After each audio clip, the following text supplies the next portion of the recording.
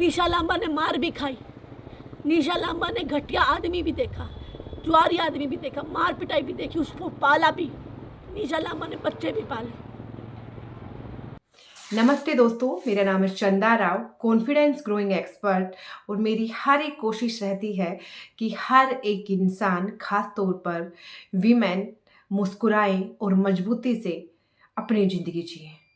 आज फिर से हम एक ऐसे शख्सियत की रियल लाइफ कहानी के जरिए सीखेंगे कि हम कैसे अपने आज के गलत निर्णय को भी कल में बदल कर एक अच्छी और बेहतरीन जिंदगी हम बना सकते हैं।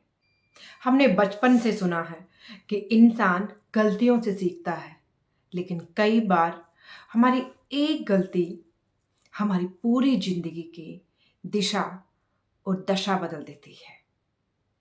निशा Lamba beauty care and hair treatment में अपना एक अच्छा खासा नाम उन्होंने बहुत जल्दी कमा लिया।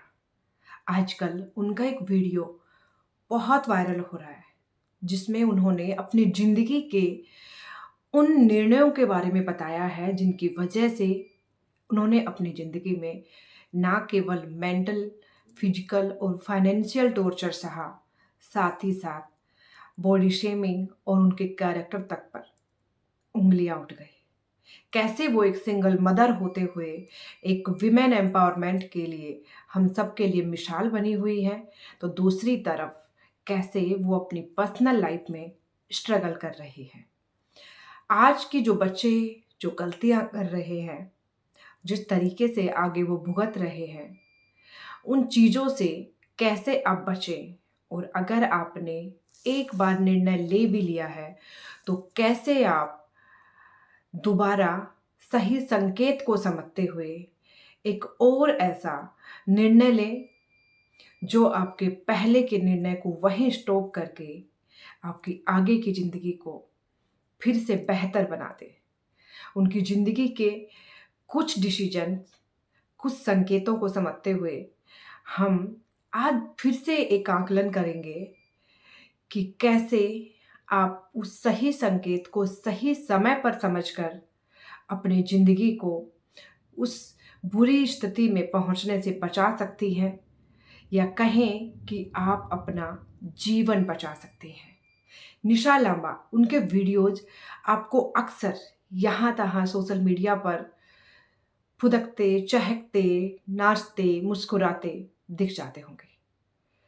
मैंने पहली बार उनका एक वीडियो देखा जब वो करवा चौथ का व्रत रख रही थी और बोल रही थी कि मैं ये व्रत अपने लिए रख रही हूँ।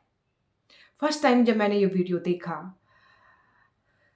तो मुझे उसकी आंखों में एक अधूरापन, एक अकेलापन दिखा। मैंने उनकी प्रोफाइल विजिट की और कहीं ना कहीं जो मैंने सोचा था वो सच निकला। अभी कुछ दिन पहले एक वीडियो उन्होंने सोशल मीडिया पर डाला है जिसमें वो बता रही हैं कि कौन कौन सी गलतियों की सजा वो आज भुगत रही है। इस वीडियो को आपके सामने रखने का मेरा ये बिल्कुल पक्ष नहीं है कि मैं निशा लांबा की पर्सनल लाइफ को आपके सामने डिस्क्राइब कर रही हूँ। मैं बस एक कोशिश कर रही हूँ कि उनकी ज़िंदगी से हम सब एक सीख लेकर कैसे गिरने से बच सकते हैं, और अगर हम ज़िंदगी के उस बुरे पड़ाव पर पहुँच भी गए हैं तो कैसे स्ट्रोंगली फिर से खड़े हो सकते हैं। आइए जानते हैं उन्हीं की ज़िंदगी के कुछ पहलुओं को और उन्हीं से आपको वो संकेत जो आपकी ज़िंदगी में समझने हैं। पहला पड़ाव। ऐसा नहीं उसने मुझे शादी से पहले नहीं पीटा था। जब मैं उसकी माशूका थी ना, उसने मुझे तब पीटा था, डांटा भी था, पीटा भी था, मारा भी था। उस टाइम पे भी शक्की था, पर ये तो प्यार होता, अंधा होता भाई। मैं सोची शक्की नहीं है, ये तो केयरिंग है। मारना नहीं है, ये तो हक है। गाली गलोच नहीं है, ये तो अपनापन है। जैसा कि आपने देखा कि शादी से पहले भी आपका पार्टनर, आपका बॉयफ्रेंड, आपका प्रेमी आपके ऊपर अगर टॉर्चर करता है, चाहे वो मेंटली हरासमेंट है, चाहे आपके ऊपर शक करता है या आपके ऊपर हाथ उठाता है, तो आप उसको प्यार, केयर या हक समझने की बिल्कुल भी भूल ना करें। क्योंकि जिन रिश्तों में इज्जत वो रेस्पेक्ट नहीं होती, आगे चलकर वो रिश्ते तबाही मचाते हैं। चाहे सामने वाला इंसान किसी भी मंशा से आपके साथ जुड़ा हो, लेकिन आप अगर शुद्ध मन से उनके साथ जिंदगी बिताने के बारे में सोच रहे हैं और सामने वाला शख्स आपको बर्बाद करने के बारे में सोचता है, आपको मेंटली डिस्ट्रॉय कर रहा है, तो ये सही संकेत है आपके लिए कि आप बिना देरी किए उस शख्स से हमेशा के लिए दूर हो जाए। दूसरा पड़ाव, 11वें दिन उस आदमी ने मुझे इतना पीट दिया था, तो सोचा उधर जाऊंगी तो वो मेरे पापा मुझे डांटेंगे, मारेंगे। उधर जाऊंगी तो उसने मुझे मारा। आधा घंटा सोच के वापस पति की तरफ कदम उठा लेती हूँ। जैसा कि आपने सुना कि शादी के 11 दिन बाद ही पहली बार हाथ उठाया था। जरूरी नहीं है कि आपका पार्टनर भी 11 दिन बाद ही वो हाथ उठाए, लेकिन जब भी वो पहली बार आपको फिजिकली टॉर्चर करे, आपको मेंटली टॉर्चर करे, तो आप समझ जाइए कि ये इंसान आपकी ज़िंदगी में रहने लायक नहीं है। आप ये सोचकर कि समाज क्या कहेंगे, मैंने ये अपनी मर्जी से रिश्ता जोड़ा है, मेरी फैमिली वाले सपोर्ट नहीं करेंगे, लोग मेरा मजाक बनाएंगे, मुझ पर उंगलियां उठाएंगे, सिर्फ ये सोचकर अपनी ज़िंदगी को उस अंधेरे कुएं में ना धकेलें जहाँ से शायद आप फिर लौट ना पाए। तो एक सही निर्णय लेते हुए उसी वक्त उस रिश्ते को वही खत्म करके उस शख्स से हमेशा के लिए अलग हो जाए। तीसरा पड़ाव, गलती कर दी थी मैंने, अपने बाप की तरफ उठा लेती। वो जिंदगी में मुझे तब मार देता तो मार देता, पर आज मैं इधर नहीं होती। लड़कियां सिर्फ इसलिए सब कुछ सहती रहती हैं कि मैंने अपने माँ बाप के मर्जी के खिलाफ जाकर रिश्ता जोड़ा है। अब अगर मैं उन्हें बताऊंगी तो वो मुझे डांटेंगे, पता नहीं वो मेरे को समझेंगे या नहीं, या हो सकता है वो मुझे डांटे पीटे या घर में घुसने ही ना दे। और इस गलतफहमी के चलते हम फिर से अपने कदम उस वहशी दरिंदे की तरफ ही बढ़ा देते हैं जिसके लिए हमारे दिल में अपार प्यार होता है। तो इस वक्त आप एक बात समझ लीजिए कि माता पिता भगवान से पहले आते हैं। आपने अगर गलती की है तो वो आपको डांटेंगे पीटेंगे, लेकिन एक बात याद रखना कि उनकी चौखट पर माफी मिलती है। वो आपको डांटने के बाद भी आपका बुरा नहीं चाहेंगे, वो आपकी जिंदगी में हो रहे उन उतार चढ़ाव में आपका साथ देंगे। आपकी आधी टेंशन वही खत्म हो जाएगी कि आपके मम्मा पापा आपके साथ खड़े हैं।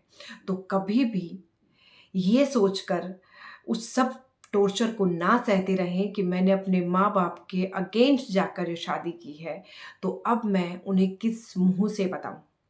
अगर आपको ऐसा लगता है कि आपने गलती कर दी है इस इंसान के साथ शादी करके, तो आप तुरंत अपने माँ बाप के पास जाएं, उसकी वो सारी करतूतें बताएं और अपने माता पिता से माफ़ी मांगते हुए उस इंसान से अलग रहने की गुजारिश करें।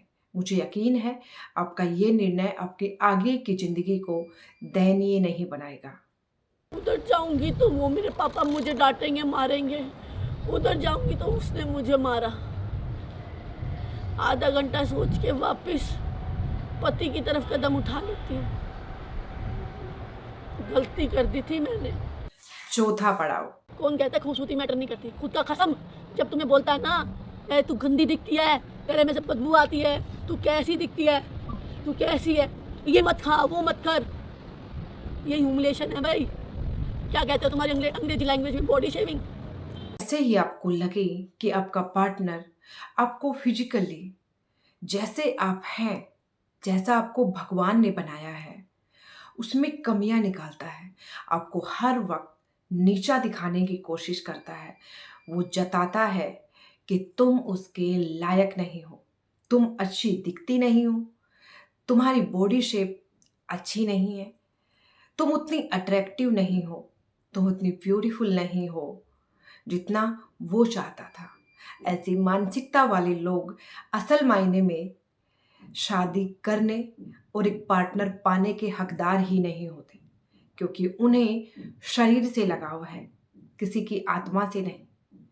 और ये सब करते करते वो कब आपको धोखा देने लगेगा, कब आपके विश्वास को तार तार कर देगा, कब आपके बिस्तर को सोना छोड़कर किसी और का हम बिस्तर बन जाएगा, आपको पता भी नहीं चलेगा। और दिन दिन चलेगा, आपकी जिंदगी, आपकी दुनिया लुट चुकी होगी। अगर आपको ऐसा लगता है कि आपका पार्टनर आपको बॉडी शेमिंग कर रहा है, चाहे वो आपके कलर टोन की वजह से या फिर आपकी बॉडी शेप की वजह से, तो आप समझ जाइए कि आपके पति के दिल में कोई और खूबसूरत प्रेमिका घर करने लगी है। वो सही वक्त है संभलने का, अपने रिश्ते और घर को फिर से संभाल कर बचाने का। या सामने वाला शख्स अगर ना समझे तो उससे अलग होने का, क्योंकि हर एक इंसान बहुत ही खूबसूरत है। ऊपर वाले ने जैसा भी जिसे बनाया है वो अपने आप में उस भगवान का ही रूप है और खूबसूरत है। कहते हैं ना कि प्यार शरीर से नहीं आत्मा से होता है, और जहाँ ये ना हो वहाँ रिश्ता चल ही नहीं सकता। अब उसने जब मेरे पे हाथ उठाया, तब मैं 3 महीने प्रेग्नेंट थी। वो घर में ऐश करता था, जुआ खेलता था, लड़की बाज था वो। मैंने उसके मैसेज पकड़े। घर में बियर दारू पीना उसका डेली का काम था, सट्टा खेलना काम था, बकवास करना काम था, लौंडियाबाजी करना काम था। अगर आपने अपनी तरफ से हर कोशिश करके देख ली है उस रिश्ते को बचाने की, अपने बच्चों को अनाथ या पिता का प्यार ना मिले उस स्थिति तक ना पहुंचाने की हर संभव कोशिश कर ली है, लेकिन सामने वाला शख्स झुकने को तैयार नहीं है। उसका ईगो, उसके अंदर की हैवानियत इतनी बढ़ चुकी है कि वो आपके अंदर के पत्नी धर्म को, आपके अंदर की माँ को और उस स्त्री को नहीं देख पा रहा है जो उस घर को बनाते बनाते खुद को मिटा चुकी है, जो अपने आप में टूटकर उस घर को बनाने में जुटी है। उसकी आंखों में आपके लिए अगर इज्जत ना दिखाई दे, अगर आपके लिए वो प्यार और सहानुभूति, वो इमोशंस दिखाई ना पड़े, तो आपको अपने दिल को कठोर करके अब निर्णय ले लेना चाहिए कि अब आप अपने बच्चों को अच्छी जिंदगी देने के लिए उस शख्स से हमेशा के लिए दूर हो जाए। क्योंकि आज आपका जो निर्णय आप लेंगी वो आपको ही नहीं, आपके बच्चों के भविष्य को भी प्रभावित करेगा। तो आपको सोच समझकर अपने बच्चों को एक हेल्दी एनवायरनमेंट देने के लिए नेगेटिव और टॉक्सिक पीपल से आपको हमेशा के लिए अलग होने का निर्णय ले लेना चाहिए। फिर चाहे हमारा समाज आपको उल्टा कहे, आपको बदचलन कहे, या फिर अपने आप के ऊपर गुरूर करने वाली, अपने पति का सम्मान ना करने वाली स्त्री का दर्जा दे दे, लेकिन आपकी आत्मा जानती है कि आपने उस रिश्ते को अपने खून से सींचा है। आपने उस प्यार, उस इंसान, उस घर में अपनी जिंदगी कुर्बान कर दी है। अब आपको बिना किसी और के बारे में सोचे हुए, सिर्फ अपने बच्चों के बारे में सोचते हुए एक डिसीजन लेना है जो आपकी, आपके बच्चों की, सबकी जिंदगी बदल दे। और यहीं से शुरू होगा आपकी जिंदगी में एक और बदलाव। जब आप अकेली होंगी, जब आप टूट कर बिखर रही होंगी, जब आप डिप्रेशन में होंगी, जब समाज के हर एक शख्स की तरफ से आपको पैनी नज़र से देखा जाएगा, जब समाज के ठेकेदार आपके कैरेक्टर का आपसे सर्टिफिकेट मांगेंगे, इसी समाज के वही लोग आपको हर संभव कोशिश करके नीचे गिराने की कोशिश करेंगे। लेकिन यही वक्त है खुद को संभाल कर, मजबूती से खड़े होकर अपने आप को साबित करने का कि तुम किसी मर्द के बिना भी अपनी पहचान बना सकती हो। तुम्हें किसी मर्द की ज़रूरत नहीं है अपनी ज़िंदगी जीने के लिए। उस मर्द को तुम्हारी ज़रूरत है अपने नाम को आगे बढ़ाने के लिए। उस मर्द को तुम्हारी ज़रूरत है अपनी गृहस्थी को आबाद करने के लिए। अगर आपने अपना पत्नी धर्म बखूबी निभाया है, उसके बाद भी अगर आपका पार्टनर आपको चीट करता है, आपको फिज़िकली, मेंटली, फाइनेंशियली अगर हर्ट करता है, तो आपको कोई ज़रूरत नहीं है कि आप एक अच्छी पत्नी होने का फ़र्ज़ ही निभाती रहें, मार खाती रहें, टॉर्चर सहती रहें और उसके बाद एक दिन इस दुनिया से चलती बनें। उसके बाद सोचिएगा कि आपके माता-पिता और आपके बच्चों का क्या होगा। तो रिश्ता वहाँ निभाइए जहाँ आपका पार्टनर अगर 10% करता है, तो आप 20 कीजिए। लेकिन अगर आपके 100% देने के बाद भी आपका पार्टनर 10% भी नहीं दे रहा उस रिश्ते में, तो फिर आपको 1% भी देने की ज़रूरत नहीं है। नमस्ते, थैंक यू सो मच। उम्मीद करती हूँ इस वीडियो के ज़रिए आपने कुछ ज़रूर सीखा होगा और अपनी ज़िंदगी का अब फिर से आप एक आकलन करेंगी और जहाँ भी कुछ कमियाँ बची हैं, उनको अपनी तरफ से सुधारने की कोशिश करेंगी। उम्मीद करती हूँ ये वीडियो आपको पसंद आया होगा और इस वीडियो को शेयर ज़रूर कीजिएगा ताकि आने वाली पीढ़ी और आज के बच्चे जो रिश्तों को और प्यार को समझ रहे हैं, असल में वो नहीं है और वो उस गलती से बचें जिसकी वजह से कल को उनकी ज़िंदगी बर्बाद हो जाए। नमस्ते, जय हिंद। मिलते हैं बहुत जल्दी एक ऐसी ही रियल लाइफ स्टोरी के साथ जो आपको इंस्पिरेशन भी देगी, मोटिवेशन भी देगी और आपके अंदर की सोई हुई उस शक्ति को जगाएगी कि एक महिला कुछ भी कर सकती है।